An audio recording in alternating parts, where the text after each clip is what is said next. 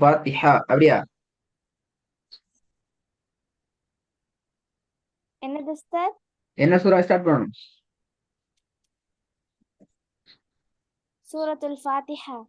அதான் கேட்டேன், அதான் நான் கேட்டேன். ஆ,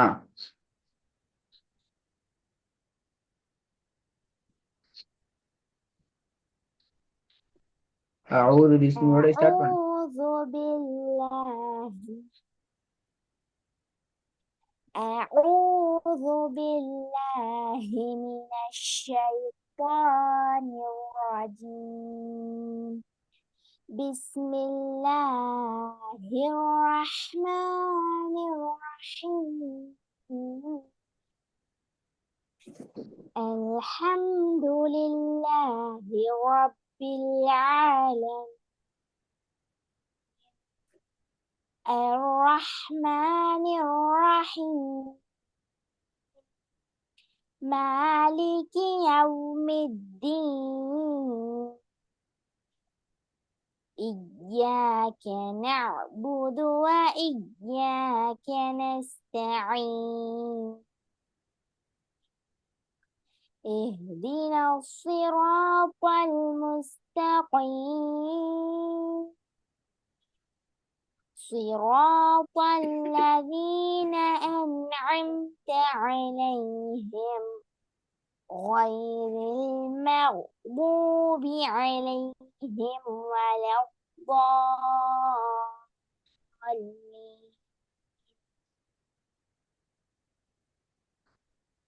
மாஷா அல்லாஹ். இன்னும் ஒரு திருப்பி போதும் பாப்பேன்.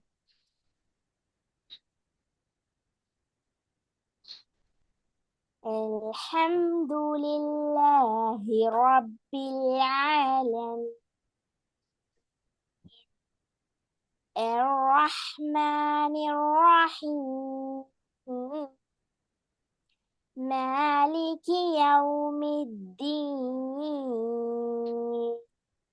إياك نعبد وإياك نستعين. اهدنا الصراط المستقيم. صراط الذين أنعمت عليهم غير المغضوب عليهم ولا الضالين.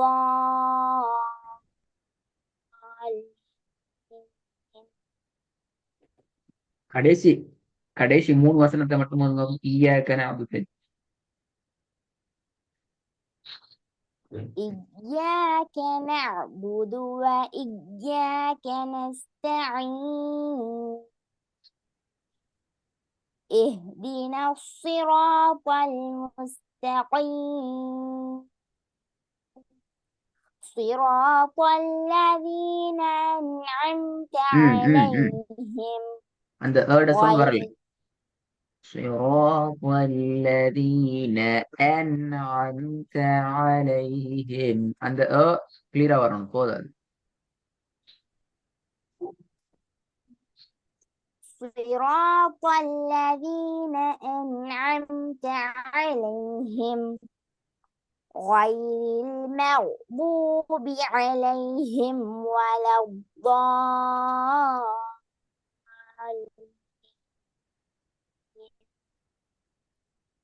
சரி, போதும். கடைசி வசனத்தை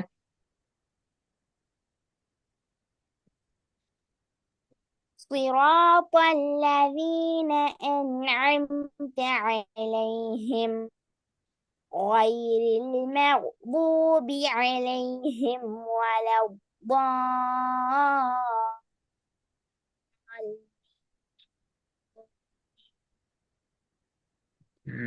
லாஸ்ட் டைம் ஃபர்ஸ்ட்ல ஒத்தி போதும் சொல்லுவாரியா? ஃபர்ஸ்ட்ல இருந்து ஒரு பவன் பேர் வரப்படாதான்.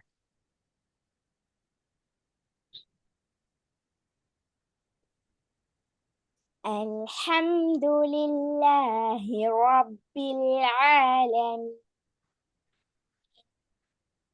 الرحمن பிஸ்மியோட ஓதணும். الرحيم. யாசியா பிஸ்மிங்கிறது சூரத்துல் ஃபாத்திஹாட ஒரு வசனம். அடுத்த சூறாக்களுக்கு அது வசனமாக பார்க்கப்படுறதல்ல. உங்களோட குர்ஆன்ல பாருங்க, நீங்க ஓதுற குர்ஆன்ல பிஸ்மி பக்கத்துல நம்பர் 1 நம்பர் போட்டியாங்களான்னு சொல்லி. ம்.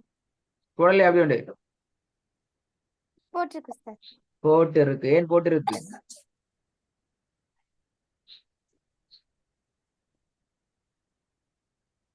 ஃபர்ஸ்ட் ஏன் ஆயத். போட்டி?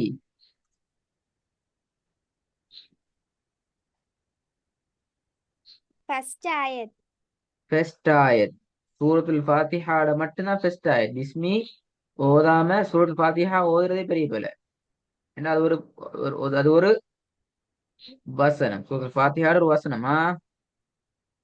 ம். ம். பிஸ்மில்லாஹிர் ரஹ்மானிர் ரஹீம்.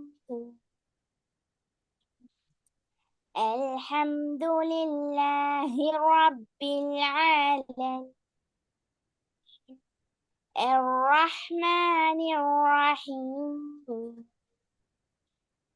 مالك يوم الدين.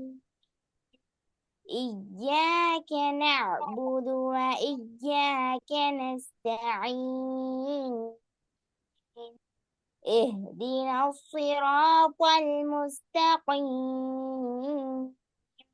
صراط الذين أنعمت عليهم غير المغضوب عليهم ولا الضالين.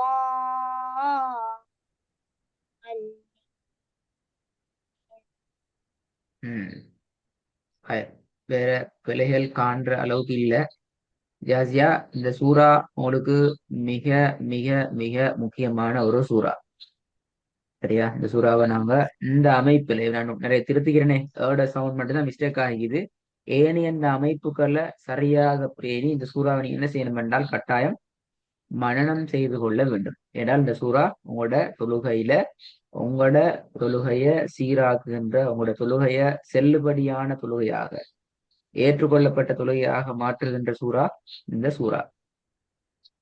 இப்ப நீங்க எப்படி எங்களுக்கு ஓதி காட்டினீங்களோ இந்த அமைப்புல இந்த சூறாவை நீங்க பாடமாக்கி அதை நீங்க உங்களோட தொழுகையில ஓதல் என்றால் உங்களோட தொழுகையில இந்த ஓதல் அந்த சூறா ஏற்றுக்கொள்ளப்பட மாட்டாது. ஆகவே நீ என்ன செய்யணும்? கட்டாயம் ரெக்கோர்ட கவனமா கேட்கணும். நுணுக்கங்கள் சிலைகளை இப்ப ஏட பிரச்சனையும் மட்டும்தான் நான் அவதானிச்சதுல வந்திருக்கிறேன். மற்றபடி நீங்க எல்லாத்தையும் நீங்க திருத்திக்கிறீங்க. உங்களோட ஓதல்ல நீங்க திருத்திக்கிறீங்க. அந்த ஓதல்ல திருத்தினதை மனநம் சிரத்திலேயே நீங்க எடுத்துக்கொள்ளணும். விளங்குதா சொல்றது? நான் மனநம் சிர என்று மட்டும்தான் அங்க நினைக்கிற பிரச்சனை. அது நீங்க சரியா எடுத்துக்கொண்டீங்கன்னால் உங்களோட ஓதல் மாஷா அல்லாஹ் நிச்சயம் பெர்ஃபெக்டா வந்து விடும். ஓகே, அடுத்த கிளாஸுக்கு இன்ஷா அல்லாஹ் அடுத்த சூறாவுக்கு நாங்க போவோம். இந்த சூறாவை அதுக்கு முன்னால மன்னனம் செஞ்சு விடுவோம். நான் பாடம் கேட்கிறேன்ல, உங்களுக்கான ஒரு அறிவுறுத்தல தாரம். உங்களோட லைஃப்ல இந்த சூறா அப்படியே மரணமாகி வந்துடும் இன்ஷா அல்லாஹ். உங்களுக்கு ஆல்ரெடி பாடம் ஆகிக்கும் இந்த சூறா, ஆனா அந்த அமைப்புல பாடம் ஆகிக்கிறதாங்க செக் பண்ணிக்கோங்க. ம். இல்லைனா ஓகே சார். நம்ம